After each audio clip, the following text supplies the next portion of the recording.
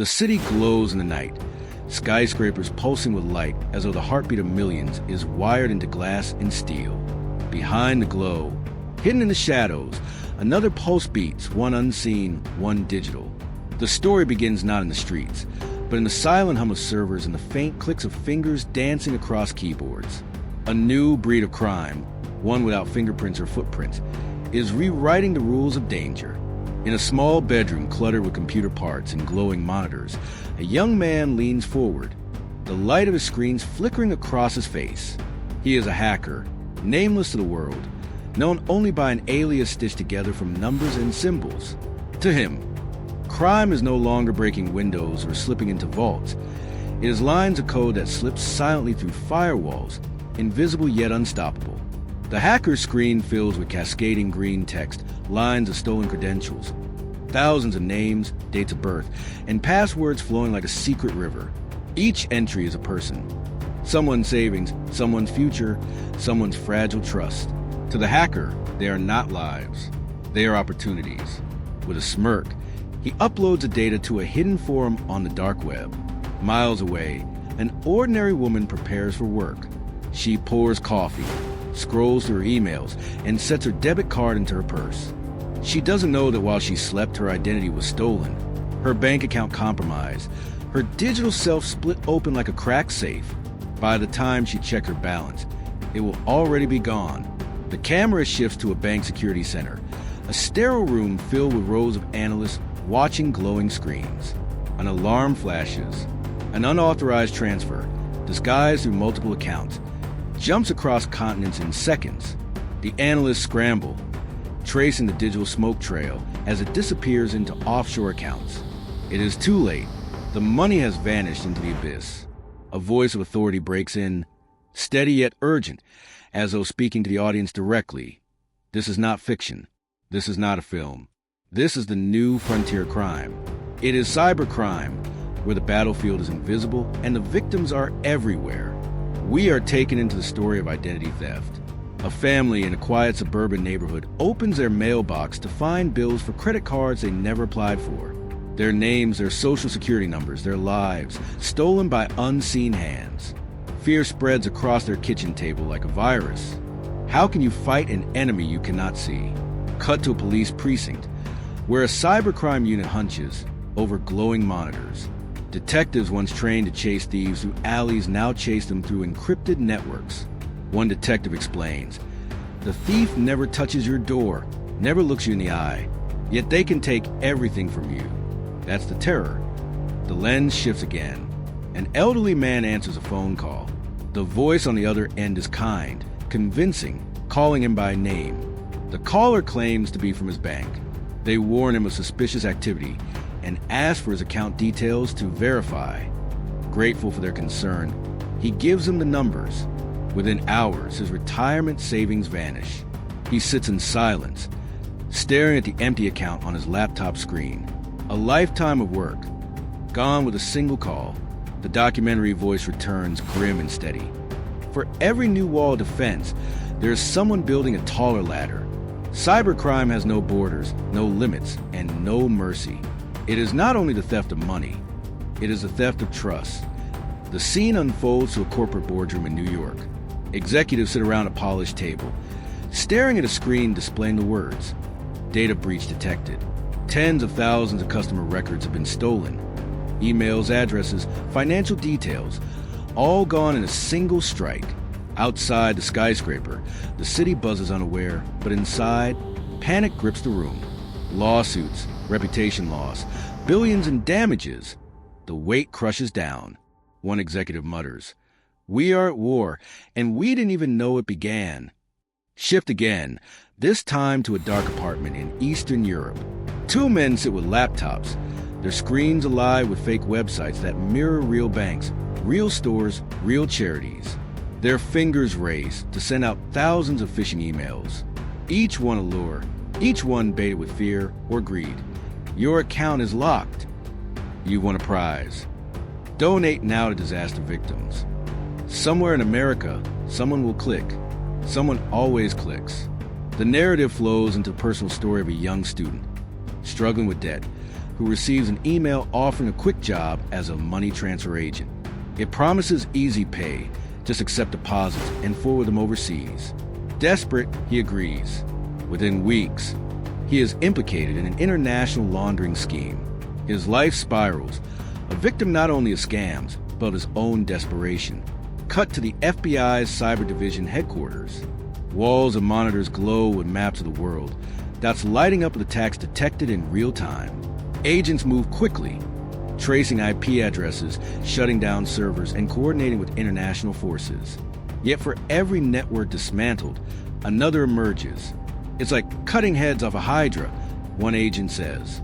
The monster doesn't die, it multiplies. We are pulled into the chaos of ransomware, a hospital in the Midwest. Its staff rushing to save lives, suddenly sees their screens go black. A message appears. Your files are encrypted. Pay in Bitcoin or lose everything. Patient records, schedules, life-saving information, all locked away by strangers continents away. Doctors pace in panic as lives hang in the balance. The hospital pays, knowing refusal could cost far more than money. The voice returns. Cybercrime does not only target the wealthy. It does not only target corporations. It targets anyone, anywhere, anytime. A grandmother's savings, a child's photos, a nation's secrets. Everything is vulnerable. In a suburban living room, a teenager sits with his phone, scrolling social media. A message arrives from what appears to be a friend, urging him to download a new game. He clicks without thinking. In seconds, spyware infects his device, copying every photo, every contact, every message. The hacker watches from afar, amused at how easy it was. The narration sharpens, pulling us deeper into unease. We live in a time when our lives are more digital than physical. Our identities are no longer wallets in our pockets, but profiles on servers. To steal a life, one does not need a mask or gun, only access. The screen shifts to the story of a small business owner. He wakes to find his company's website defaced, his customer data leaked online. His phone floods with angry calls. Competitors spread rumors. Within weeks, his business collapses. He locks the empty shop, the sign still glowing. A victim not a robber at gunpoint, but of keystrokes fired like bullets. The story escalates. In a cramped apartment, lit only by the glow of monitors, an organized cybercrime ring counts cryptocurrency wallets like others once counted stacks of cash. They operate with precision, each member specialized. Hackers, social engineers, money movers. Together, they rake in millions, faceless kings in an invisible empire. The narration lowers, dark and deliberate. Behind every screen is a human cost. For every dollar stolen, there is a sleepless night. For every password cracked, there is a life broken. Cybercrime is not numbers. It is pain written in code. The night sky stretches over the American Midwest, calm and endless. Inside a quiet home, a woman sits at her desk, sipping tea while she shops online for her child's birthday gift. She clicks checkout, unaware that the website she's entered is a counterfeit. The package will never arrive. Instead, her credit card details vanish into the pockets of a fraudster on the other side of the globe. Her son will wait for a gift that was stolen before it even existed. The narration draws the audience closer. Every click is a choice, every keystroke a risk. The internet promises convenience, but behind every promise lurks a predator waiting to exploit trust. Cut to a glowing screen where lines of stolen data scroll endlessly. Names, social security numbers, bank accounts, health records. The narrator's voice is steady. There is a market where human lives are bought and sold not with faces or voices, but with numbers. It is the dark web, a hidden bazaar where stolen identities fetch a higher price than diamonds. We descend into a digital underworld. Anonymous avatars move through encrypted forums, trading stolen data like currency. A single American identity, complete with credit history and social security number, sells for as little as $20. A life reduced to a price tag. One buyer laughs as he purchases dozens at once, stocking up like a thief preparing for a spree. Shift to a retired couple in Florida, opening a letter that chills their blood. Their mortgage has been refinanced without their knowledge. Their home, the place they built over a lifetime, has been stolen with forged signatures and digital documents. They stare at the paper in disbelief, realizing their American dream has been rewritten in someone else's name. The camera pans to a cyber investigator, his office cluttered with monitors and case files. He explains in frustration, "The crime moves faster than the law. By the time we trace the culprit, the money's gone, the accounts are closed, and the victims are left holding nothing but pain." His voice hardens. It's theft without a face and it's destroying lives. The focus narrows to romance scams. A widowed woman in her 50s scrolls through a dating site. She smiles when she sees a kind face, a man who claims to be an engineer overseas. His words are gentle, his attention constant. Weeks turn into months, and trust turns into love. Then comes a request. Money for a sudden emergency. She sends it, again and again, believing in a love that never existed. When the truth comes, it's not just her savings that are gone, it's her heart. The narrator's voice dips lower. Some crimes steal money, others steal dignity. Romance scams prey on the human need for connection, leaving victims with wounds that no bank can repair. We are taken to a call center in South Asia. Rows of young men wearing headsets, scripts on their desks. Their task: impersonate IRS agents and frighten Americans into paying fake tax debts. Their voices are stern, their threats rehearsed. On the other end of the line, a single mother in Ohio trembles, believing she will be arrested if she doesn't comply. She drains her savings into a gift card and reads the code aloud. The scammer smiles, deleting her number, moving on to the next name. The scene sharpens to corporate espionage. A multinational company celebrates the launch of a new product, unaware that their designs have already been stolen. Hackers inside another country's walls study the stolen blueprints, preparing to release a copy before the original reaches the shelves. Billions in research, years of work, undone in a single breach. The narrator intones. In the digital age, espionage no longer requires spies in trenches. It requires a laptop and the will to take what others build. The story expands to the rise of organized cyber gangs. In a dimly lit cafe in Moscow, a group of young men hunch over laptops, their laughter muffled by cigarette smoke. They belong to a network that spans continents, striking banks, corporations, and governments. Each member specializes. One writes malicious code, another moves stolen funds, another forges fake identities. Together they are an army without uniforms, united by greed. The narration continues, heavy with warning. Cybercrime is not random. It is organized, calculated, and relentless. It is a shadow economy worth trillions, feeding on fear, ignorance, and trust. The camera sweeps into a small-town police station in rural America.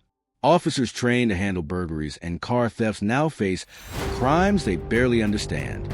A sheriff admits, "When a home is robbed, I know where to start. When a computer is hacked, where do I even begin?" The thief could be across the street or across the world. Cut to a classroom where high school students scroll through their phones. One girl's account is hacked, her photo stolen, and posted online by someone pretending to be her. The humiliation spreads faster than she can control. She cries in silence, her social world collapsing. The narrator's voice echoes, "Not all cybercrime steals money. Some steal identity, reputation, and peace of mind." The story returns to financial scams. A man receives an email claiming he has won a lottery. All he must do is pay a small fee to release the prize. He hesitates, but greed whispers louder than doubt. He pays and pays again, each time told the prize is just beyond his reach.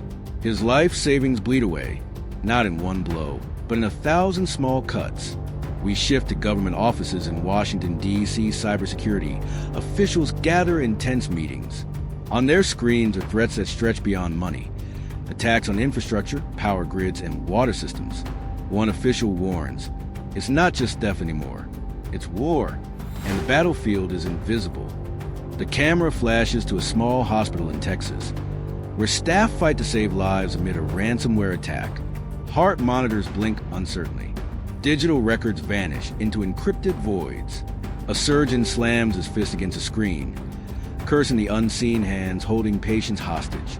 The narrator explains, Cybercrime is not a nuisance. It is a weapon, and it is aimed at the most vulnerable. Cut to the FBI intercepting an international cyber ring. Agents storm into apartments, seizing laptops, hard drives, and stacks of cash. Faces are pressed to the ground. For a moment, victory feels within reach.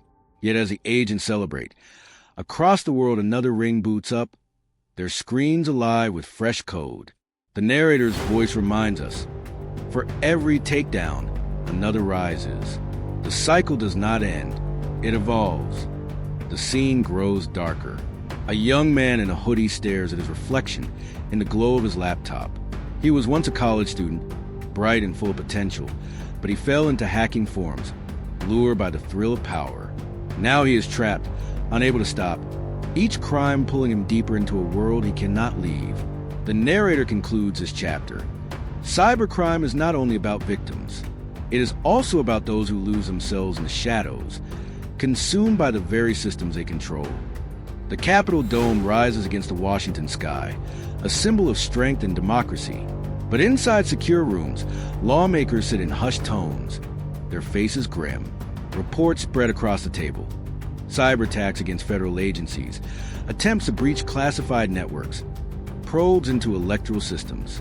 What once required spies with forged passports now requires only keystrokes. The threat has crossed borders without leaving footprints. The narrator's voice steadies with weight. Cybercrime has matured beyond theft. It has become a weapon of power, capable of shaking nations. We move to a control room inside a power plant. The hum of turbines fills the air until suddenly, screens flicker. Code races across the monitors, alien and unstoppable. Operators panic as systems shut down one by one. Lights dim, the plant's heartbeat falters. A single attack has silenced power to thousands of homes. Somewhere far away, a hacker leans back in his chair, his face illuminated by the glow of victory. Cut to families sitting in the dark, their phones powerless, their refrigerator silent. A mother tries to calm her children as she lights a candle. For them, the outage is an inconvenience, but for the officials in charge, it is a warning shot. Proof that unseen enemies can reach into the core of American life. The focus turns to Wall Street. Traders shout, numbers roll across giant screens, and billions exchange hands every second. But behind the scenes, algorithms clash with invisible intruders. A single breach in the system could ripple across global markets, toppling economies in hours. The narrator cautions. In a world where wealth moves at the speed of light, one cyber strike can trigger chaos felt around the globe. The camera shifts to an office in Silicon Valley. Engineers rush into a glass-walled war room, their laptops covered in stickers, their eyes tired but determined.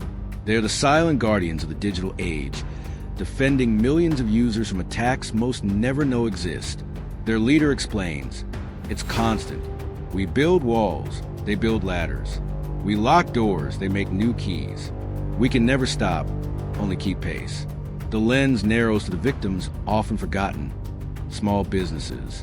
A diner in Kansas, its neon sign flickering in the night, is forced to shut down after its payment system is hacked. Customers walk away, angry and confused. The owner stands in the empty dining room, head in hands. We survived recessions, storms, everything, he whispers. But we couldn't survive this. Next, the story dives into the rise of child exploitation online. A darkened room, a hidden camera, an innocent life caught in a web of manipulation. The narrator does not flinch. Some of the darkest crimes live in the same shadows. Where money is stolen, innocence is too, and the scars of these crimes last longer than any bank statement. Cut to Interpol agents in Europe, raiding a hidden server farm. Towers of computers hum as they are seized, shutting down one of the largest dark web marketplaces for illegal images. The agents move swiftly, aware that for every operation dismantled, another sprouts elsewhere. A grim reality echoes. In the world of cybercrime, victories are fleeting. The scene shifts to Nigeria, where a group of scammers craft convincing emails under the glow of bare light bulbs. They impersonate princes, investors, charities, anything that promises wealth or preys on goodwill. Across oceans and American living rooms, Victims open these messages with hope. They wire money. They share details. They believe. The fraudsters laugh, counting the earnings of deceit. Back in the United States, an elderly veteran stares at an empty bank account. He thought he was helping a soldier in need. Instead, he funded criminals who saw only his vulnerability. His hands tremble as he shuts the laptop. The narrator's voice drops lower. Trust is the most dangerous currency online. Once given, it can never be reclaimed. The lens swings to the glittering casinos of Las Vegas, where digital slot machines hum with anticipation. But hackers, hidden far away, manipulate the odds with precision. A night of payouts empties vaults, while the criminals vanish into anonymity. The gamblers cheer, unaware they're pawns in a game controlled by invisible thieves. The narrative pivots to the psychological toll of cybercrime.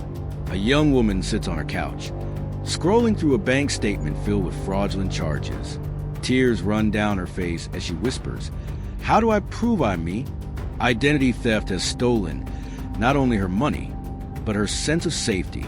Every call to the bank, every form filled out, feels like a battle to exist. Cut to Father 3, who fell for an online job scam. He wired a training fee to secure the position, only to learn the company never existed. Now his rent is due, his children hungry, and his pride shattered. He stares at the eviction notice taped to his door, the digital betrayal bleeding into the real world. The voice of the narrator lingers. Cybercrime does not end when the screen goes dark. Its consequences ripple into homes, families, and futures. Behind every statistic is a broken heart, a lost home, a shattered trust. The story broadens to the scale of global syndicates. In a basement in Southeast Asia, a cyber gang operates like a corporation. Charts on walls, teams assign roles, profits tally like quarterly reports. They call themselves entrepreneurs, but their business is built on lies. Their customers are victims scattered across the world, paying unknowingly into an empire of theft. Meanwhile, in a quiet cafe in Chicago, an investigative journalist types furiously. She has uncovered a trail of scams that link local victims to these global networks. Her work is dangerous, but she persists, determined to shine light on the shadows. Her voiceover reads, "If we cannot see the crime, we must expose the criminals. If we cannot catch their hands, we must reveal their faces." The screen shifts to a group of teenagers in a suburban basement. They experiment with hacking not out of malice, but curiosity.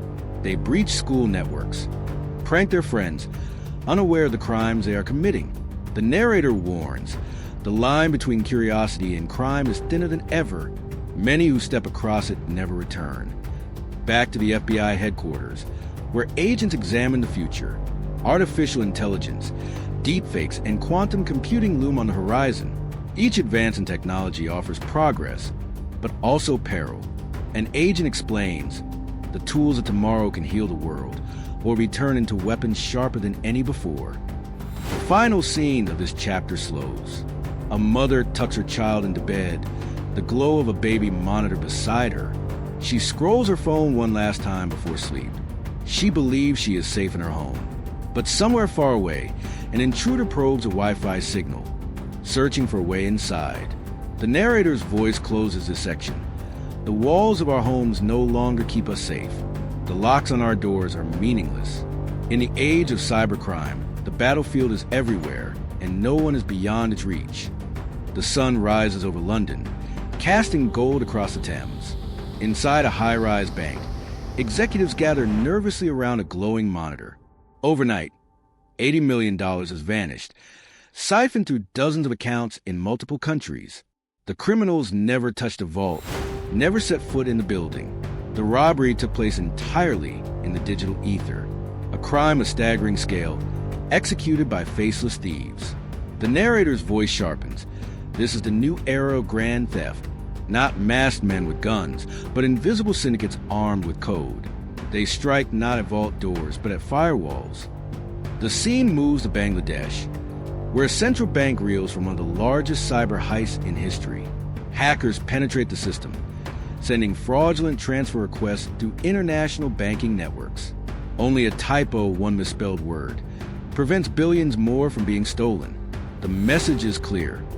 Even the guardians of nations can fall. Cut to Manila, where money mules line up in casinos, cashing out stolen funds with chilling efficiency. Chips clatter, dice roll, and criminal profits blend seamlessly into legitimate winnings. The narrator intones, "Cybercrime does not stop at theft. It launders, it hides, it reinvents itself. What begins as stolen code ends as clean profit."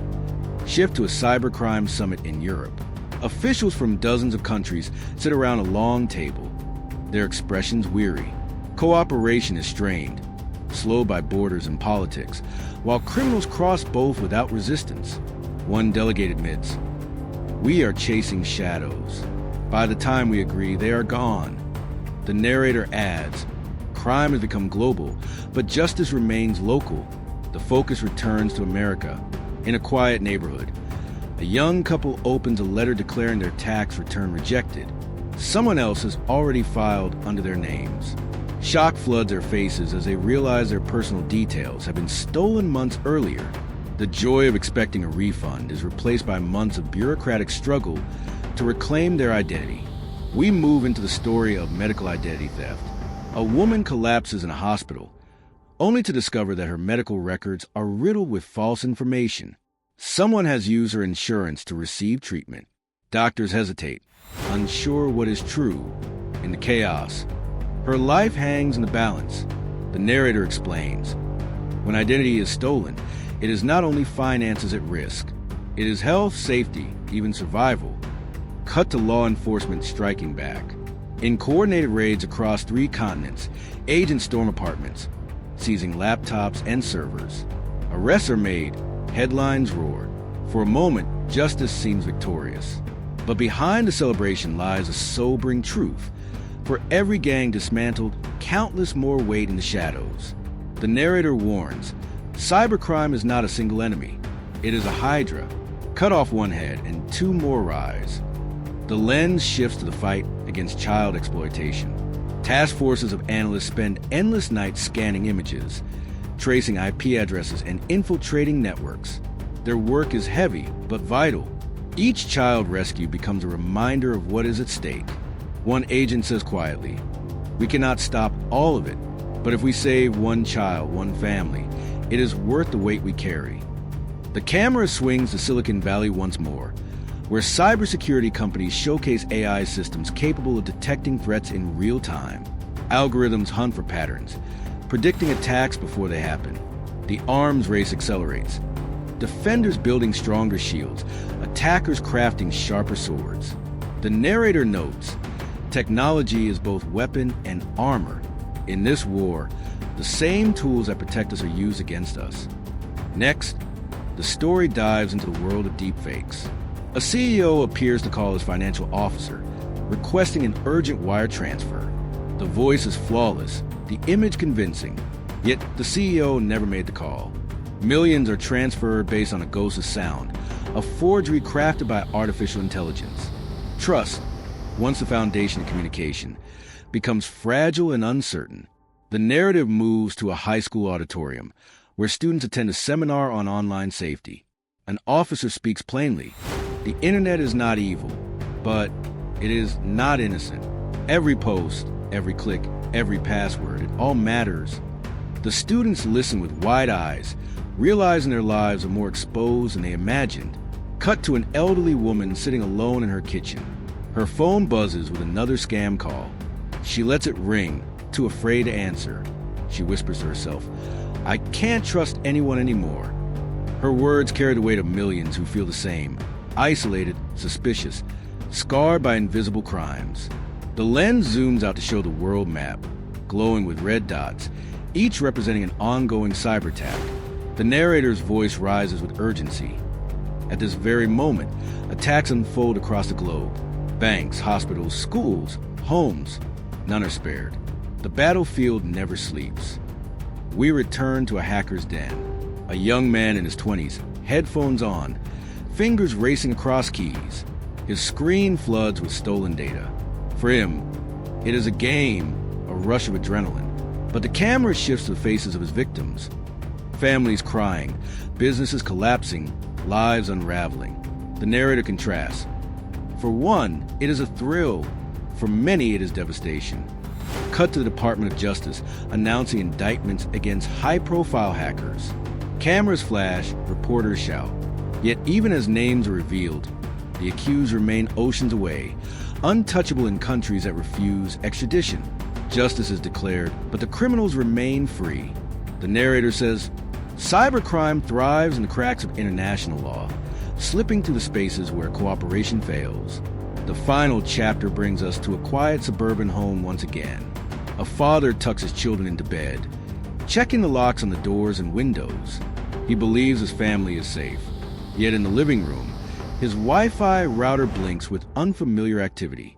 His digital world is already breached, though he does not know it.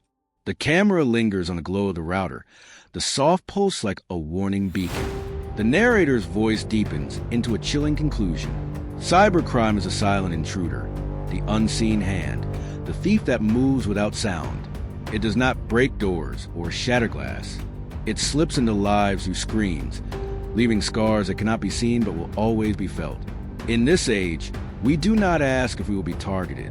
We ask only when. The battlefield is everywhere, and the war has only begun. Thanks for watching. If you enjoyed this video, don't forget to hit that like button, subscribe to the channel, and share it with your friends so they can enjoy it too.